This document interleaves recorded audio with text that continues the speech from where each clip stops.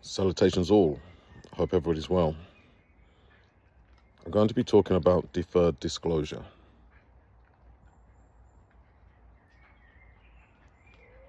This is a very in-depth subject, and it pretty much sums up a lot of the human experience, especially when it's linked to any media events. But what if the most powerful messages aren't the ones that explain everything, but the ones that never quite make sense? And this is what we call deferred disclosure. It's a way of presenting information that never truly or fully resolves. It leaves the message feeling incomplete, slightly off, maybe even contradictory. And because of that, your brain doesn't get closure. Instead, it keeps working, it keeps looping. You're trying to figure it out, trying to connect the dots, trying to resolve something that doesn't fully add up.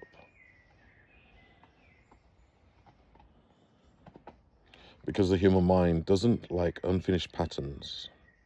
It doesn't like ambiguity. And it definitely doesn't like contradiction. That's because we're wired to seek clarity. So when clarity is missing, we feel tension. And it's a quiet kind of mental discomfort. Not overwhelming, but definitely persistent. Like a question that you can't quite answer, or an itch that you can't quite scratch. That tension keeps your attention locked in, and this is the important part. You keep thinking about it, revisiting it, trying to resolve it. And the longer that tension stays unresolved, the more valuable any sense of closure begins to feel. And it doesn't have to be the best explanation, and not the most logical one. Just something that makes it stop. And that's the core idea behind deferred disclosure.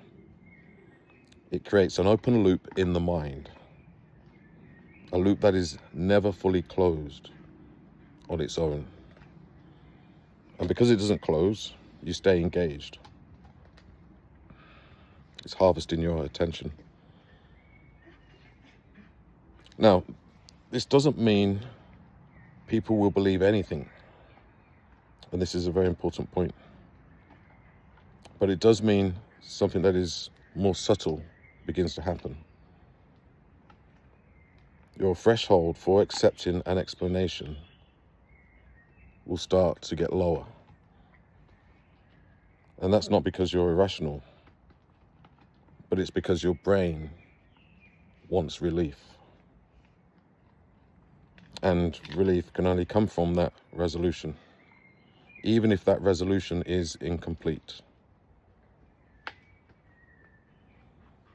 So how does this connect to persuasion?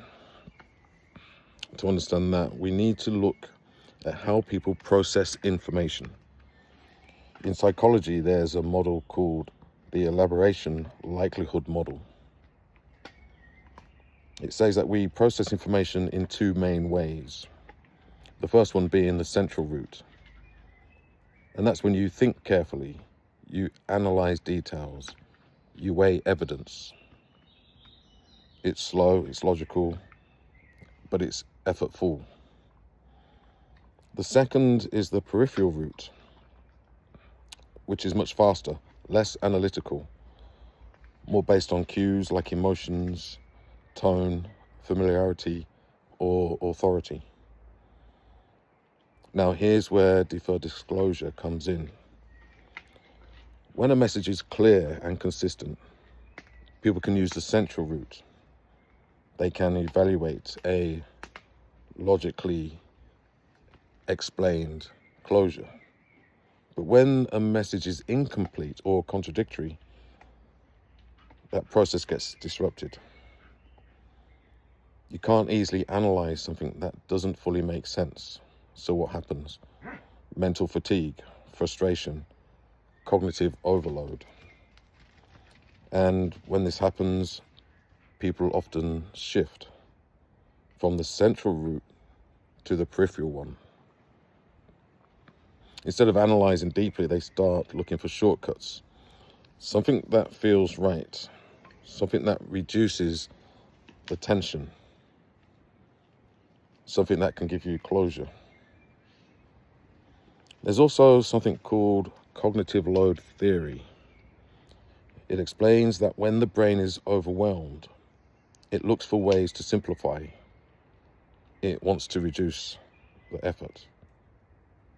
So if you're stuck trying to resolve something unclear, your brain becomes more open to simple explanations, even if those explanations are weak,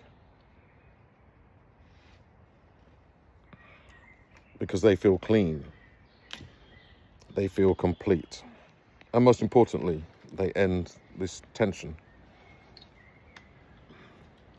Now, it isn't just a theoretical idea. You can see similar patterns in real-world communication, especially in persuasion and influence. One example is manufactured ambiguity. That's when a message is intentionally kept vague or slightly contradictory, and we can ask ourselves why. Because it prevents a clear counter-argument. If something isn't clearly defined, it's harder to challenge. And at the same time, it keeps people engaged. They speculate, they interpret, they fill in the gaps themselves. And because different people can interpret in different ways, the message can appeal to a wider audience. It never fully settles. It also enables a wider spectrum of people's engagement. Another pattern that we could call tension and release framing. First, you introduce the problem, but not a clear one. It needs to be unsettling, confusing, and an ambiguous one. Something that feels off. Then you build a tension around it. You let that tension grow. And finally, you are offered a solution. Simple, clean, emotional, and satisfying, because it gives you the relief from that mental tension. At that point, the solution doesn't just feel convincing, it feels like relief. Like an answer that you've been waiting for. And it makes it way more powerful. There's also the idea of repetition without resolution. You've probably seen this before. Phrases like, what are they hiding? Something doesn't add up. There has to be more to this than what we're being told. These statements don't provide answers. They create even more questions. They create open loops. And when those loops repeat over time, like in news cycles, they sustain your attention. They build curiosity, suspicion, which gives engagement. Eventually, when a clear narrative finally appears, people may be more ready to accept it. And that's not because it's perfect, but because it simply resolves that mental tension. Now, this is what we need to sort of take away from all of this. Deferred disclosure doesn't make people blindly accept anything. That's not exactly how it works. People still have standards, but those standards can shift. When the mind is stuck in unresolved tension, what people tend to accept are explanations that will purely reduce discomfort. They will feel coherent just enough and align at least loosely with what they already believe or feel. So it's not about creating blind acceptance. It's about creating a state where resolution becomes more valuable than position, where closure feels more important than accuracy. And this is the important aspect of this type of manipulation. But once you see it, you'll start to see it everywhere. In media, in marketing, even in conversations. Messages that don't quite resolve. Ideas that stay open just long enough to keep you thinking, to keep you engaged, to keep you searching for the answer. Because sometimes the most persuasive message isn't the one that explains everything. It's the one that leaves something unfinished and lets your mind do the rest. Thank you for listening. Hope you've gained something from this. Please remember to like and subscribe. I will be putting out lots more content over the forthcoming weeks and months. So let's build this community. I'll be speaking to you soon. Thank you. Goodbye.